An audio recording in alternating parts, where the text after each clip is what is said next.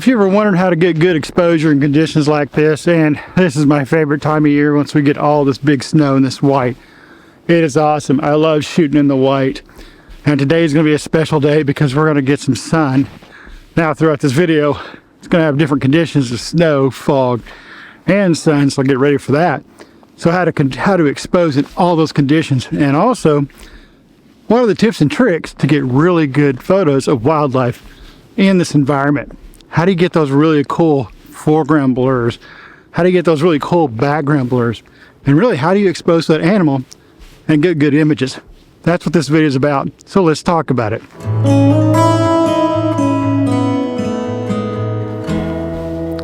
Winter photography. Gotta be my favorite thing in the world to do. When we first get this first dump of snow, all this white, I just get excited. I love taking pictures of animals in the snow. They have so much different behavior, so much different demeanor. They just act a lot different and they look a lot different. Getting a fox, a red fox in the snow, just fantastic. The colors, just the blend of colors is amazing. Catching willow ptarmigan, moose, all that stuff, just amazing. And amazing what you can do with your foreground blurs, your background blurs. So I'm going to show you some of those tips and tricks on how to get that exposure, how to do all that. I'm out here at a little lake here, and there's usually some eagles back there, and they're back on that fog, but they're just too far for me to get to. And I don't feel like hiking all the way around this lake to get to them right now, because there's no road to get over there. But let's start the day. Let's get out there. Let's talk about some tips and how to shoot in this stuff to get all those fun things. I think I've babbled enough, but I am super excited. We've had snow now. I mean, the first snow hit Sunday last, so I've had now 7 days of all this beautiful white stuff, and I'm still excited. I can't wait to get up the hill probably next week to get at my willow ptarmigans, things like that. But right now I'm chasing anything I can find in town: fox, moose, any type of birds. Found some spruce grouse this morning. This morning was fantastic. I'm talking fast because I'm excited and cold. But very first thing this morning, what did I get? Found the white raven right off the bat. Got great shots of that guy, I think, in the fog. Then I was looking around for moose and I ran across a spruce grouse with a bad leg. We'll show all that and talk about that in a bit. Let's get out there, quit me babbling, and let's go look for some stuff and show you what we've got and how to get good images on those, and how to take some really cool images, some artistic video, pictures and videos, stuff like that. So let's go do that.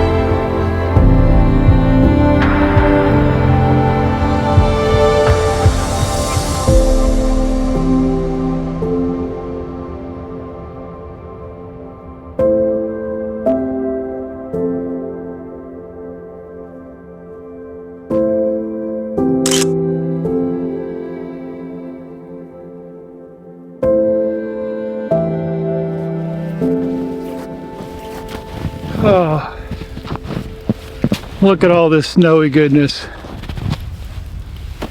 We've gotten about 2 feet of snow over the last few days. I got 9 inches yesterday during the day, which was a record for Anchorage, which just makes for beautiful, beautiful scenery, just gorgeous scenery.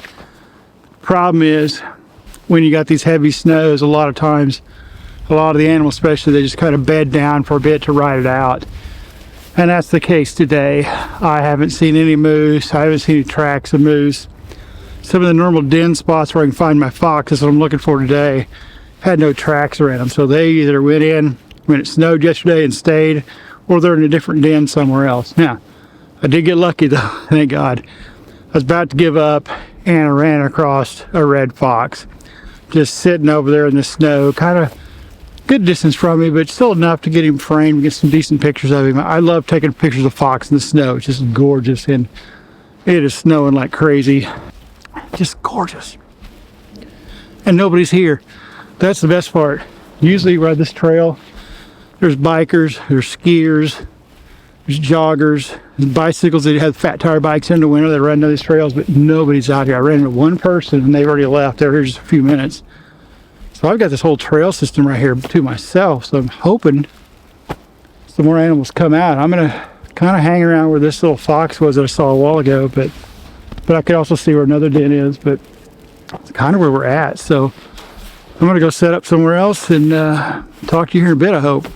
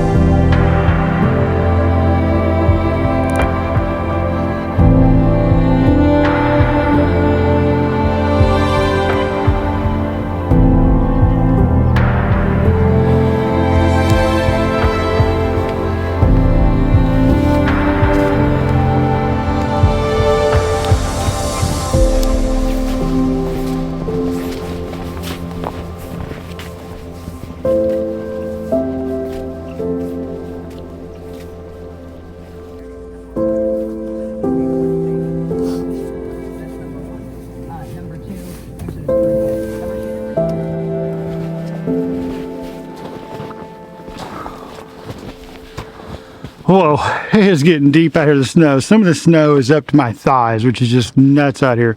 So post holing through this stuff is a pain in the butt. I need to get the snowshoes out to make it a lot easier to get across this stuff. But we're going to talk about metering and exposure real quick. If you shoot in full manual like I do, it's not a big deal. And I really need to make that video about full manual and why to shoot full manual, to have full control of everything. For conditions like this, when you want to be able to control it yourself as opposed to the camera trying to decide what it is. If you're shooting anything but manual, which means you're shooting aperture priority, shutter priority, program, any of those type things, or manual with auto ISO. If you shoot any of those, you have to select a metering mode, either evaluative, spot, things like that. And we'll talk about those a little bit here in a second. But first we're going to talk about evaluative metering. So what it's going to do, try to get the scene 50% gray.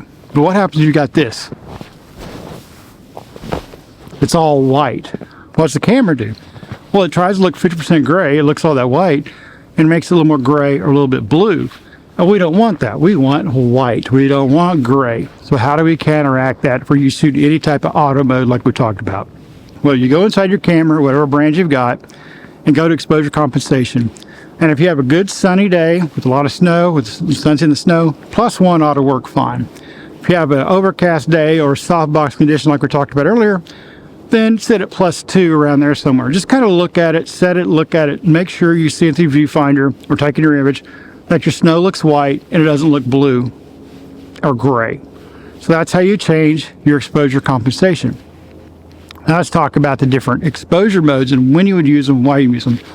So 99% of the time you're going to use evaluative. You want to evaluate the whole scene. But let's say you've got an otter popping out of the snow and the ice.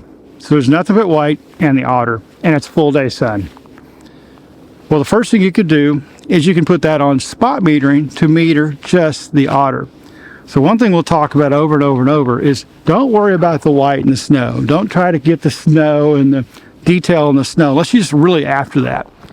I want to expose for the animal. Why is that? And this is what makes winter photography so fun to me and so easy. Is you overexpose. You expose for that animal perfectly, overexpose the scene, so now you get high key images. Just like today when I found the spruce grouse. I got down on the ground with that. I got a little foreground blur from the ground, foreground blur behind it because it's on a road, so it was much more smoother behind it.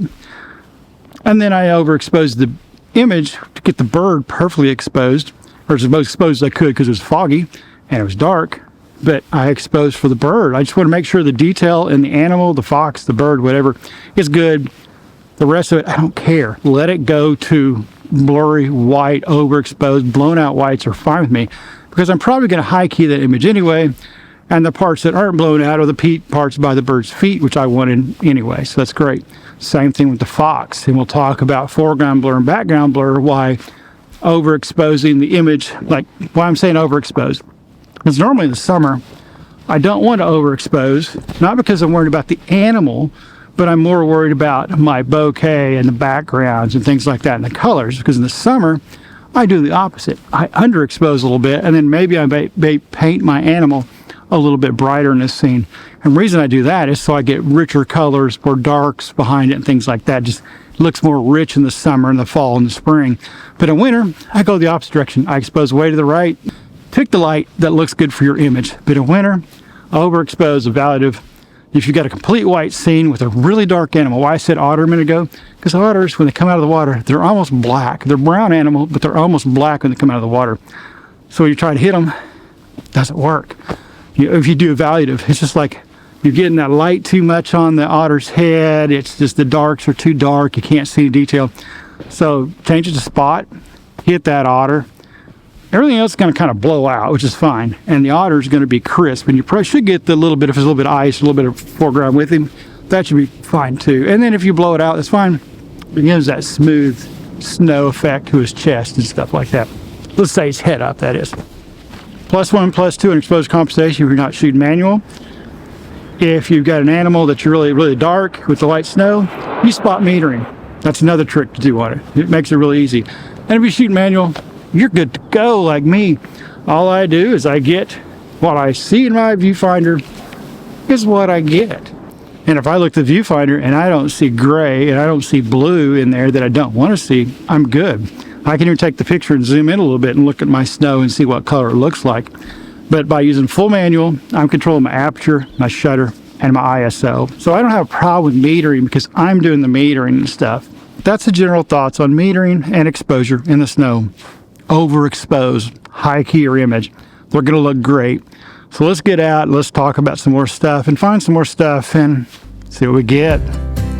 I love these days. It's just awesome.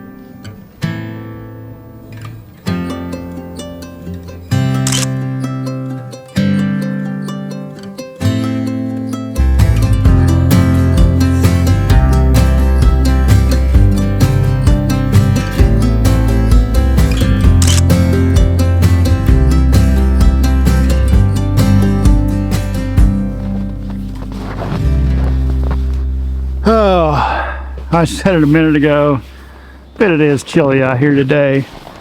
And like I said, if you watched the last video about how to stay warm, oh, these Zippo hand heaters are awesome because as my fingers get cold, put that in there, just warm myself back up. So now we're going to talk about foreground blur. This is one of the things that makes winter photography so amazing, so great, so easy to do. So you've got all this white stuff, right? And that's what you use for your foreground blur. And it's real easy to do. So if you've got an animal sitting out there, bird, fox, and it's down towards the ground, or maybe even in a tree, what you can do is you can use any of these snow banks around here. You've got them everywhere. There's little mounds of snow. Get back and get a few feet behind that bank. And if you, like I said, you got a bird in a tree, look for a fence post or a tree limb or something that's got snow on it. Bring your lens down to where yet snow is towards the bottom of the barrel. And you want to get a few, depends on how close you are. If you're real close, you can get that mound of snow or that lump of snow close to your lens, but kind of move until you get the right effect. What you're looking for is a little bit of either white blur or a blur, enough blur where you can still see the bottom part of the animal through the snow. Work your angle. So again, bird in a tree, look for something like a tree limb that's got a bunch of snow on it, or a post or a fence, anything that's got that snow, and use it, move around till you get it with that bird in focus and get that little bit foreground blur. A fox, another thing, we got a fox on a trail like I get a lot of times, and you see that fox, if you can get low or step down, like we've got these trails and they kind of drop on the side, step down off the trail, lean down a little bit, and find one of those little mounds of snow between you and that fox and get that blur. Some of my favorite images from early this year of the fox around Christmas time, it was January, somewhere in there, was that fox running and playing out there on the trail in front of me. And all I did was get lower, find me a little bit of a snow mound, and got that in front of me with the blur on that fox. Now it's a trick, because if you go down too low, the blur is obscuring the whole fox. You don't want that. You only want a little bit of the feet, just a little bit. So go high and start moving down lower until you get that sweet spot and take several images in there. And you'll be amazed, because what it looks like in these images, it looks more like that fox is running out in the fog and all that stuff. And I'm just not noticing my breath is going in front of my face, so hopefully the eye focus is picking me up and I'm in focus. But that way you get that little dreamy foreground blur for your fox. Let's say you have no chance of that. Like what I had this spruce grouse earlier. It's on a road. And the birds, what they do is what you look for. This is another tip for finding birds in the winter, is go along any gravel road that you know you got any type of bird that eats the rocks. So what they do is they get those rocks so they can process their food. They got to swallow some little bit of gravel. So when the snow's everywhere, like right now, we've got a couple feet of snow out here to 3 feet of snow in spots, and the birds can't get to the gravel. So where do they get it? Well, when they plow the roads, that breaks up that gravel. That gravel's on top of that snow. So your birds, first thing in the morning, will go down to these gravel roads and start. That's what the spruce grouse was doing. It was down there eating that gravel. And even if they spook off, you'll just come back and sit and wait a little bit. They'll come right back out to it to get some of that gravel. It's usually the very first thing in the morning where I see this happen. Now, to the foreground blur we're talking about. So I'm on a flat ground. So what you do is you get this lens, you lay down on the ground, or sit on the ground and use your flip screen. You lay this thing down and you get the barrel of that lens right on the ground. And this morning, even with this foot, with the white raven, because I do the same thing as in a parking lot, I take this foot and move it out of the way so I can get this camera as low as I can, because I want this barrel on the ground. Sometimes I've taken my lens hood off to get that barrel even lower, because you know that's just that little bit of an inch can be all the difference. Why am I doing that? Well, if you do that, that lens is going to hit that snow in front of the lens for a bit, and it's going to look like foreground blur. It's going to be soft, blurry, and then you get your bird, and behind your bird real fast drops off. Remember we talked about compression, depth of field compression? The depth of field is how wide it is. The compression is how fast it's going to fall off on both sides. Then you have your critical point, which is the middle of that focus plane. So that's where that eye is, gets the critical Then you got the depth of both sides, which I had for that bird, but in front of the bird, after the bird, falls off really, really fast, especially with that spruce grouse, because I got really close to that spruce grouse. That is foreground blurs. That's how you get those. That's how you get those really cool things. When you see all these really fantastic photos, those great foreground blurs, that's how they're getting them. Now, you can add those in post. You can do fake foreground blurs. I don't do any of those. But you can do that too, but it's better to go out and get it right in the field, because you get some really neat effects when you're just taking pictures. Sometimes you get some really gold balls, you get some weird stuff. So let's head out somewhere else, and I'll show you those foreground elements, how we do them in the field, and then we'll talk about background, you know, the bokeh, blurs, things like that out here.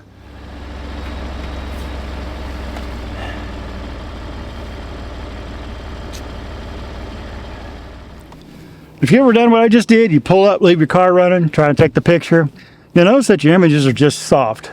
And why is that? Well, pretty simple. As you open your window, heat escapes. Your engine's running, heat escapes. Your exhaust is putting heat out, also steam coming across. And if the wind's blowing this direction, it comes right across where you're trying to shoot.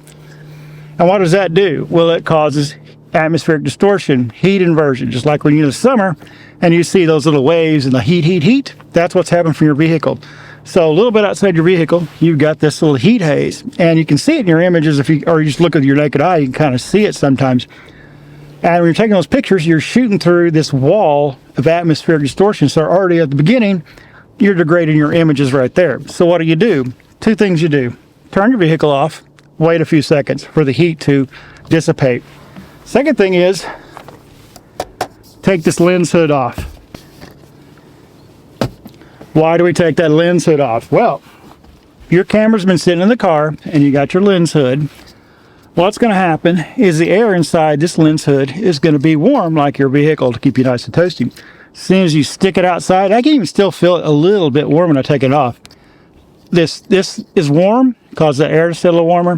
So now you're doing the same thing. You're shooting through atmospheric distortion, heat inversion inside your lens hood.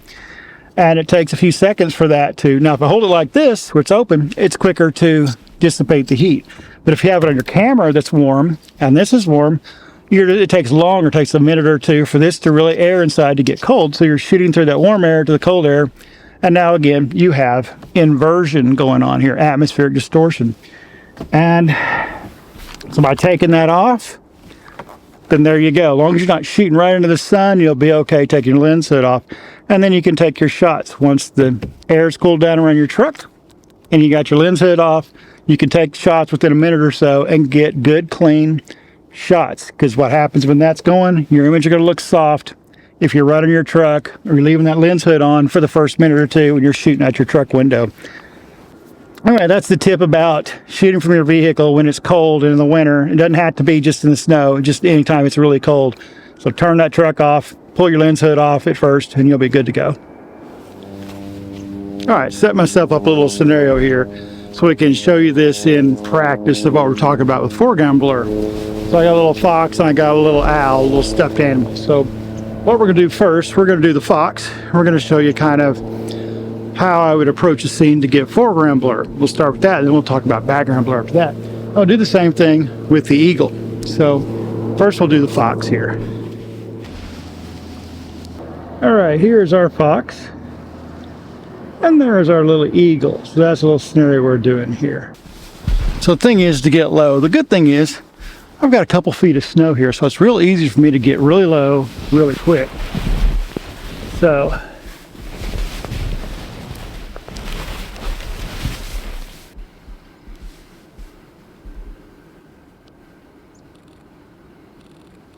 and there's our shot. We get a little lower.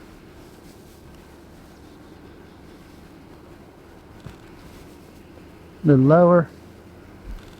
Then lower. And that's what we get. And I'm covered in snow. You probably couldn't see me there, I got out of frame. But if I would have shot higher, shot normally, that would have been the shot. And not a big deal really, but it's better if I can get low to get that going, to get that blur. And I can work all kinds of angles. Now, I didn't really work my background a whole lot with that guy. I just gave the background, which was the trees behind there. So let me show you what I would try to do instead. If I can get back up, that is. So these little trees right here is where the little fox doll is. So what I want to do is I want to go more to the right or more to the left. So I'm going to go more to this way because it's a little easier to walk than walking out in this deep stuff. So let's do that. So what am I trying to do? Well, instead of having those trees real close to my subject behind it, we're talking about background now, I'm going to get the background way away from the fox. That way I get more separation behind the fox, and we'll see what we get.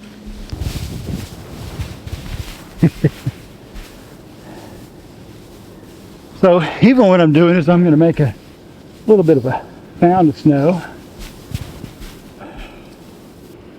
So that's what it looks like before I take the picture without the snow. Now it's at some foreground blur. So right now I'm a little low and my snow's too close to me. So let's try a little bit higher. Right about there. A little bit lower. Now I still got those twigs behind that fox. So let's move a little bit. I'll fall backwards in the snow.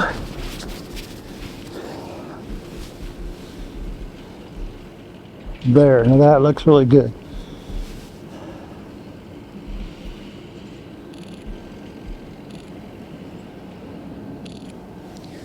Now that's what I wanted. So let's just move, go up high. So that looks like. We move down. You see the blur? And that's what we're looking for. Right there. That right there. So that right there is what I'm talking about. Trying to get down low with that blur. Wow, this is crazy. This snow is so deep, but it's really cool because it helps make that blur. Now, yes, your fox may start getting away from you. These are foxes are pretty curious and stuff like that, but this is kind of an extreme example of getting down, but you can do this in a pinch and really fast. I do it all the time. But that's if you've got stuff like this to use for foreground. And you saw how we changed the background. So instead of having that busy tree behind it, we got a smoother background behind it. Now I could have moved even farther this way and really got a smooth background behind that. And it's kind of cool because the snow's kind of in the trees, make it kind of look like a bluish haze. There's actually better sun that way, but not much. And blue skies are that way, but that's all forest. So let's go play with the eagle now. All right, the eagle's gonna be a little trickier because he's got more garbage behind him. So let's look at it. Not sure if you can see it, but there's my eagle. So we'll take a couple quick test shots of him. Exposure a little bit. And there it is. Not real pretty with all those limbs behind its head. So let's move. Let's try to find a way to get some background blur and maybe even some foreground blur. All right, this is going to work here. So what I've got now is there's my eagle. I moved right enough to get the trees out from behind him. So now I got a little trees flanking his right, so I have a little bit of balance on the scene. So let's zoom in and take a picture.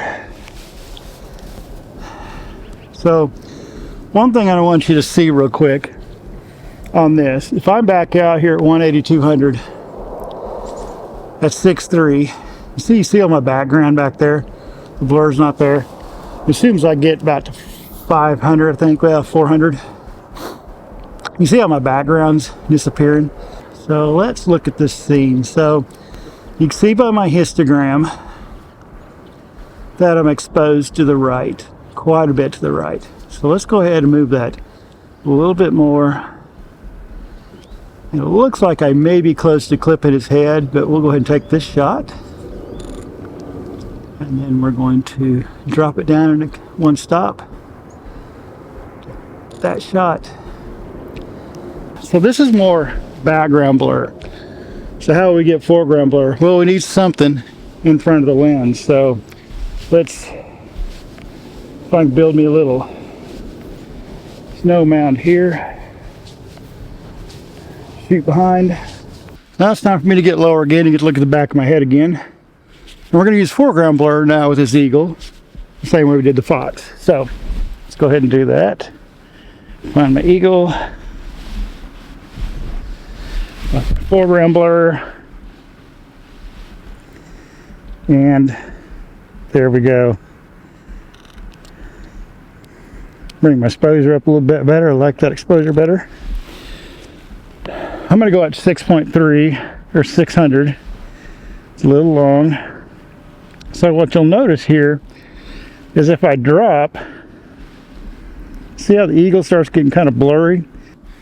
What's happening there, cable in my face, is I'm getting too low in the snow with the barrel of my lens, and I'm focusing through the snow, but I'm hazing up my animal a little bit. So what I do is I go up a little bit and get a better thing. So this is too low. Raise up a little bit, and you notice it becomes better. The light's changing on me, so let's step back down. Let's get me a little foreground blur. Where is my foreground?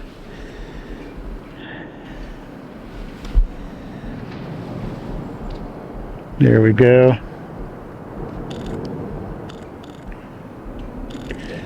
So hopefully you can see the difference in that shot. All right, so this is, get back out to about 400 here.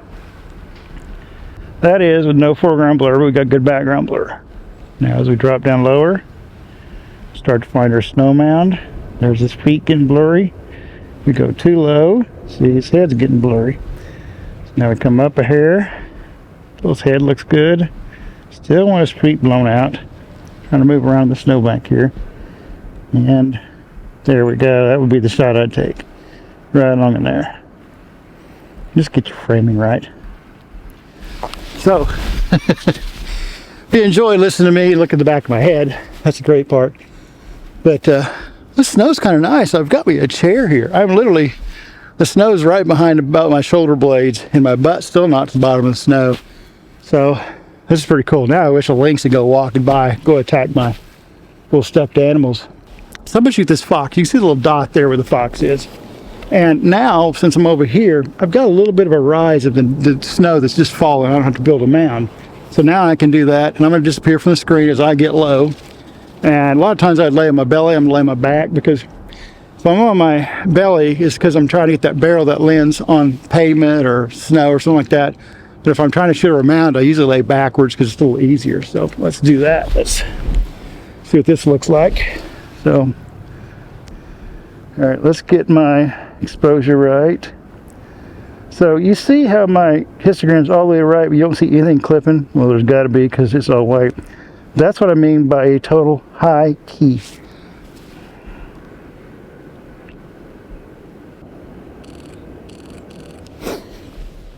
So that's the shot there. I'm not using foreground blur there, but I'm also showing you what a high key looks like. Because if I'm shooting this way and I'm kind of shooting a little down on him, but not quite, it's completely white on white on white. And that's what I was talking about earlier, why it makes it so cool, because he just looks like he's just on a white background.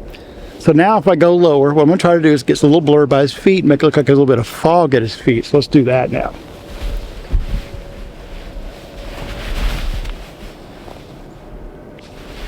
Can.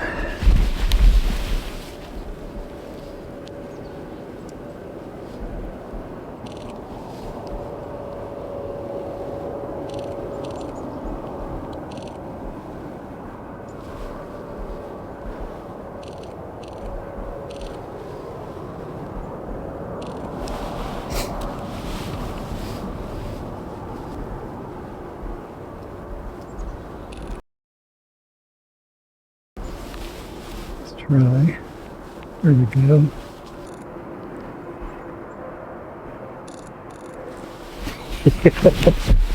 Okay. Get my Atomos. Hope this thing's waterproof. So I just stuck my whole Atomos in the snow there. See if I can get up a little bit. Not get a bunch of snow down my pants. So I wish I had a real fox just then. So that's an example of your background being just much more important than your foreground all rolled up in one, that last bit of that fox. That's what I did, is I got really low, and I could see back over there that, I'll just show you. You see how that's all funky? There's my fox in focus. And I can see the sky like this, which is really cool. And I knew that I couldn't get that sky by shooting in landscape, so I put the camera in portrait, zoomed out a little bit, and got that sky, that orange and that blue in that sky, along with this white, to give it a little birthday cake layer on top. And I used the foreground blur of the snow in the bottom. I'll look at my eagle again. See if we can do the same thing with him. So what I'm trying to do here is I can see a bokeh ball behind that eagle. See how I drop my exposure down lower, how it gets better? But in winter, I don't want that. I want that is what I want for the exposure. But you can see that richness of it. Let's see if we can get some of that sky.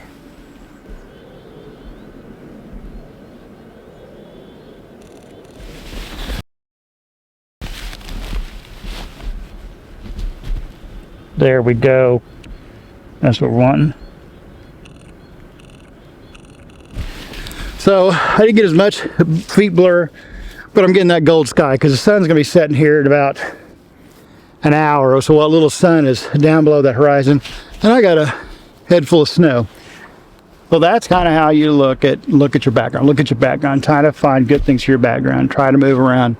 Try to get low. Try to get high. Try all different angles till you get the right angle for that good background, that good foreground. But like I showed with this fox, is I can shoot him right here, overexpose my image. Now he's a perfect high key.